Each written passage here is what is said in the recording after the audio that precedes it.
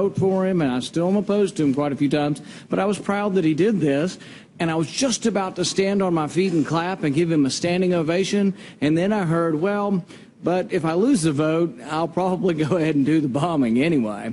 And so it does concern me. I want to be proud of the president, but every time I'm just about there, then I get worried that really he doesn't mean it, that he's going to sort of obey the Constitution if he wins. So I heard Secretary Kerry say, if we win, sure. But if we lose, what? I mean, make me proud today, Secretary Kerry. Stand up for us and say, you're going to obey the Constitution, and if we vote you down, which is unlikely, by the way, but if we do, you would go with what the people say through their Congress, and you wouldn't go forward with a war that your Congress votes against. Can you give me a better answer, Secretary Kerry? I can't give you a different answer than the one I gave you. I don't know what the president's decision is, but I will tell you this. It ought to make you proud because he still has the constitutional authority, and he would be in keeping with the Constitution. Well, I disagree with you there. I don't believe he has the constitutional authority. I think Congress has this. Madison was very explicit. When he wrote the Federalist Papers, he wrote that history supposes, or the Constitution supposes what history demonstrates, that the executive is the branch most likely to go to war, and therefore the Constitution vested that power in the Congress. It's explicit and runs throughout all of Madison's writings. This power is a congressional power, and it is not an executive power. They didn't say big war, small war. They didn't say boots on the ground, not boots on the ground. They said declare war. Ask the people on the ships launching the missiles whether they're involved with war or not.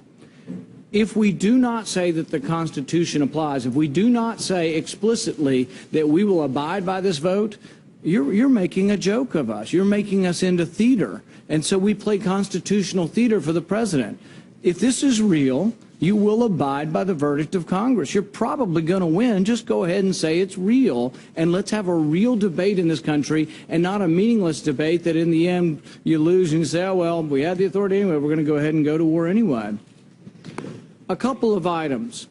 Senator, I assure you there's nothing meaningless, and there is everything real. Only if you adhere to what we vote on. Here. Only if our vote makes a difference. Only if our vote is binding is it meaningful. And I will leave to the man who was elected to be President of the United States the responsibility for telling you what his decision is if and when that moment came. But the president intends to win this vote, and he's not going to make prior announcements. We've had a lot of discussion about, whether or not we're going to make the world safer with this. Somehow we're going to have less chemical weapons. But I think that's an open question.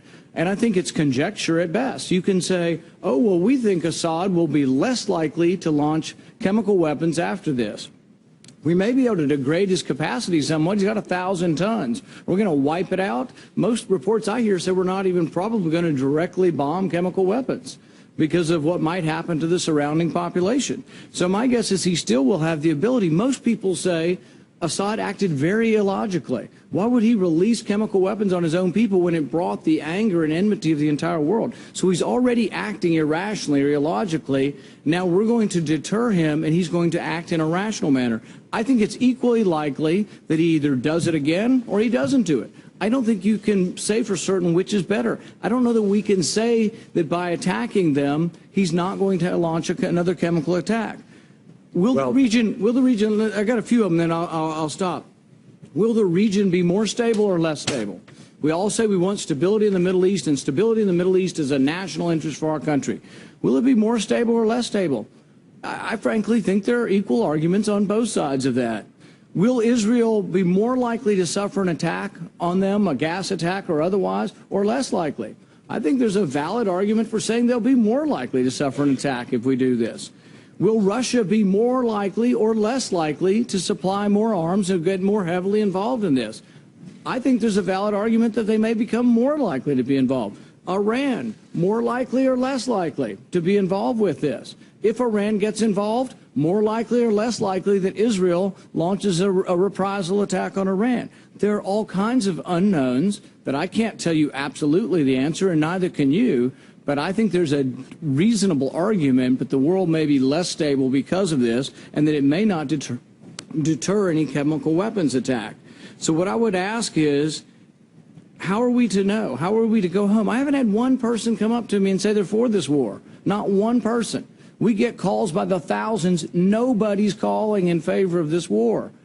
I didn't meet one. I was home all month. I went to 40 cities. I didn't have one person come up and say, do they all agree it's a horrendous thing? Yes, we all agree that chemical attack's a horrendous thing, but people are not excited about getting involved. They also don't think it's going to work. And they're skeptical of what will occur with this.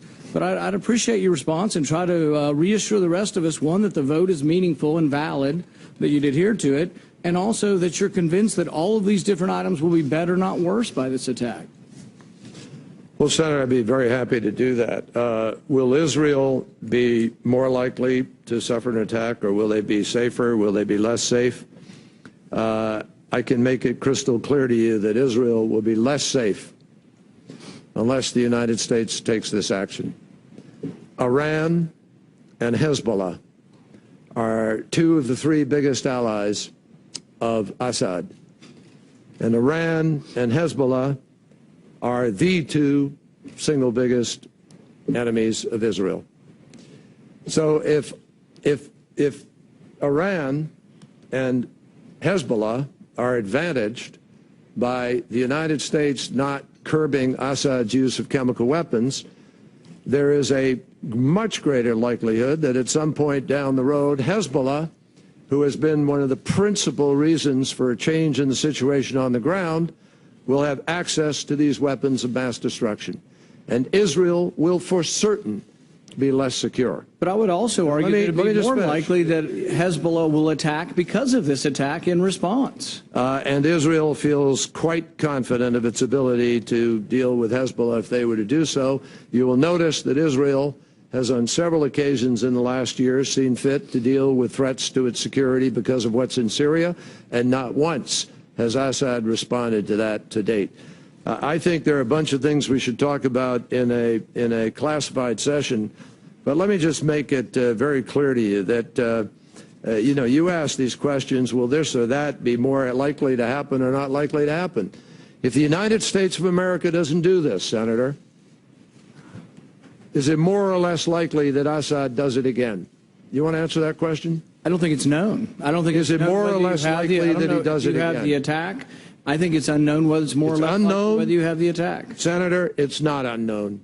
If the United States of America doesn't hold him accountable on this with our allies and friends, it's a guarantee Assad will do it again. A guarantee. And I urge you to go to the classified briefing and learn that. Secondly, let me just point out to you that with respect to this question of Americans wanting to go to war, you know, you got three people here who have been to war. You got John McCain, who's been to war. There's not one of us who doesn't understand what going to war means, and we don't want to go to war. We don't believe we are going to war in the classic sense of taking American troops and America to war.